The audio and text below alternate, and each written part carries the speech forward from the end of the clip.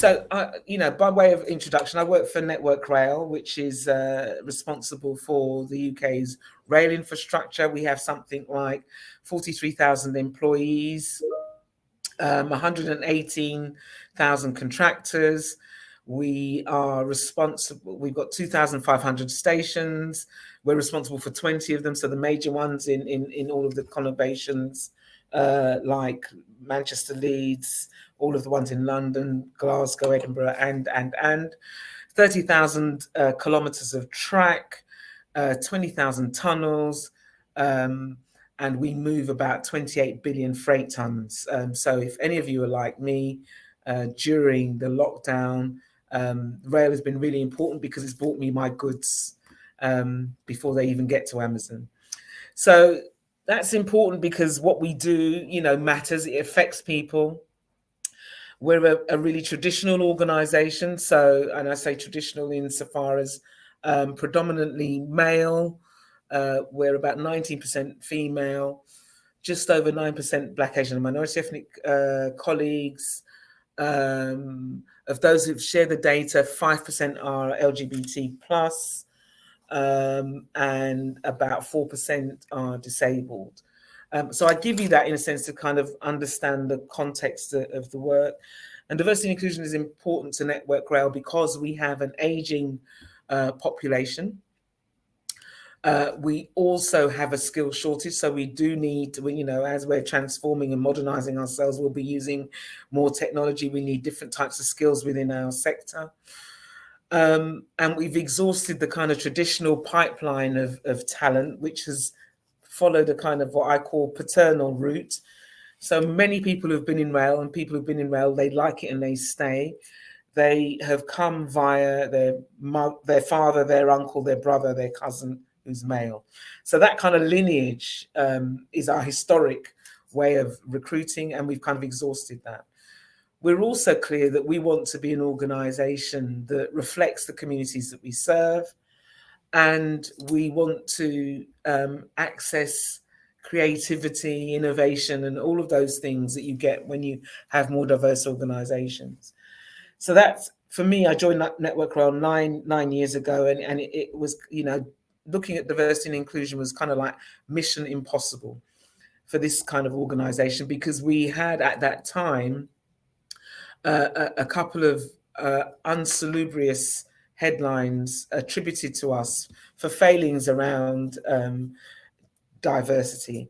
And at that time, Network Rail was really clear that it wanted to be different. It wanted to be a much more open, diverse, and inclusive organization. So my task that I accepted then was really to try and help Network Rail to be a much more a much more inclusive and diverse organization. And I did that on the back of having already worked with the Olympic Delivery Authority in the construction of the Olympic Park. And again, if any of you know London and have been to Stratford and have seen the park, then you'll have seen a bit of my work, which was around creating an environment that could be used by everybody. So whether you're elite athletes, whether you're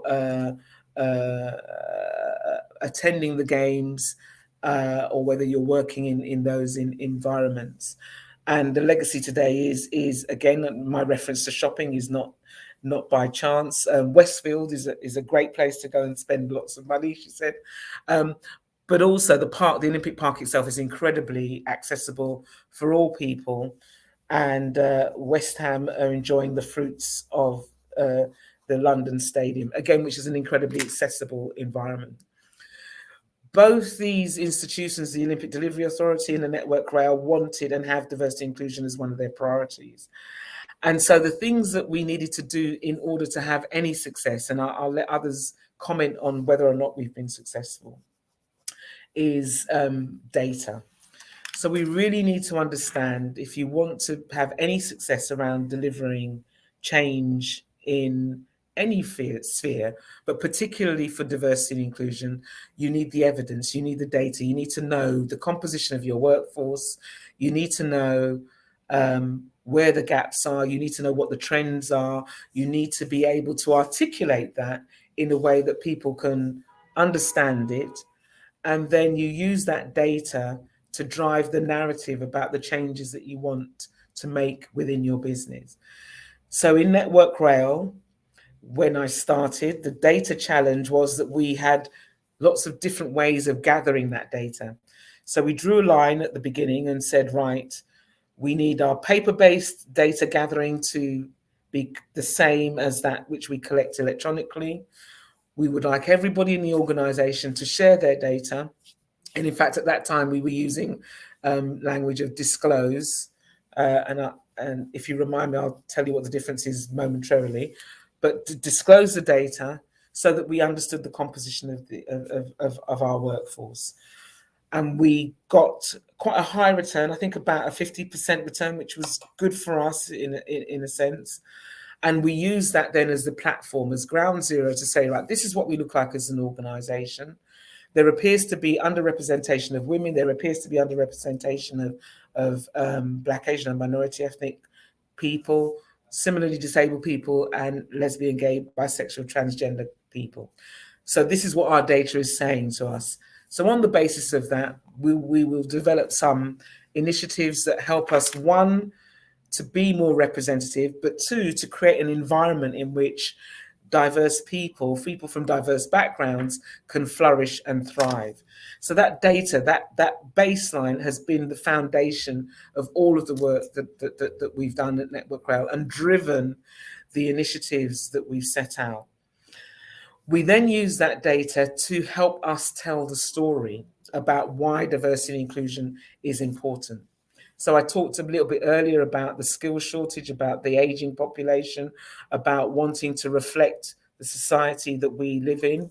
Our data was very clearly saying we were somewhere short of that. And we were somewhere short of that, and we're in an industry which is traditionally highly male and highly white. And I say that as descriptors, not as pejorative judgments. So telling the story and using the data to say, actually, what we want to do is increase the number of women in our organization.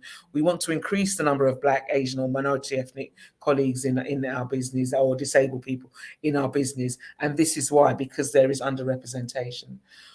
Our data was also telling us that there were some disparities. So, for example, Black, Asian, and minority ethnic colleagues are less likely to get the upper end of the performance ratings, more likely to be disciplined, less likely to get secondment opportunities. Again, this is our data telling us about what we're doing in our organization. So by feeding that back into our business, we're actually trying to drive the changes that we want to see. And that process is iterative. It's relentless. You have to report regularly, have a drumbeat around it so that people can see what's happening, what the progress is, where the challenges are, where the areas of improvement are. So I can't stress enough the importance of data, and particularly for an area of diversity and inclusion where people tend to have a pathology about it being all fluffy, soft, and moral. Those things, in sense, are kind of true, but they're not the essential truth. The essential truth for me now, having looked at what we've done at Network Rail and in ODA, is that diversity and inclusion is a transformation program. And therefore that data is about how you're enabling yourself to transform into a much more inclusive organization, much more high performing organization, where your people are really, really well engaged. So data and evidence, and then that evidence helping you to tell the story, has been absolutely crucial for us at Network Rail, and indeed for what we did at the Olympic Delivery Authority. And then so that it is seen as part of the business of the organization, not an adjunct to, not something that's a nice to have, but something that is really core to enabling any business to deliver what it wants to deliver. And again, that's an iterative process. As you grow in confidence and competence in doing that, you will be able to use the data to help align to your business objectives. That means it's part and parcel of what you're doing. And I liken our positioning of diversity and inclusion, particularly over the last year, to that of the positioning of safety. So within Network Rail, we're a safety critical organization. We talk about relentlessly everyone home safe every day. And yet we had a couple of incidents where accidents where people were injured, and the components of the contributory factors to those injuries was racism in the workplace. And so what we did was develop a resource that helped people to understand the connection between safety and inclusion, i.e., where people are included, where they're respected, where they are valued, our safety performance is better. We are looking out for each other much better. And I use that as an example of saying that's how diversity and inclusion can help with the business objectives. Our business objective is to have everyone home safe every day. Then we need to be an inclusive organization to deliver that. So aligning the diversity inclusion to the business objectives is absolutely crucial. And for us, it's been a bit of a game changer in enabling other people to see the connections to the day job. The other thing that's been really helpful for us, again, and I talk about diversity and inclusion being a discipline, is about having a strategy and a plan with deliverables, with milestones, and with targets. One that has been very transparent as Network Rail, we've been very transparent about what we want to do. We've said that we want to increase the number of women in our business. We want to increase the number of Black, Asian, and minority ethnic people in our business. We want to see increase in the leadership of our and change in the leadership of our organization. We've set some really clear targets about what we want to achieve. We've given some markers about where we think we should be and the things that we should be achieving in order to get to the greater objective. And we have stuck to delivering that plan. And why that's important is because it helps the business, it gives business visibility of the things that you need to do and the activities that you undertake in order to achieve the end game.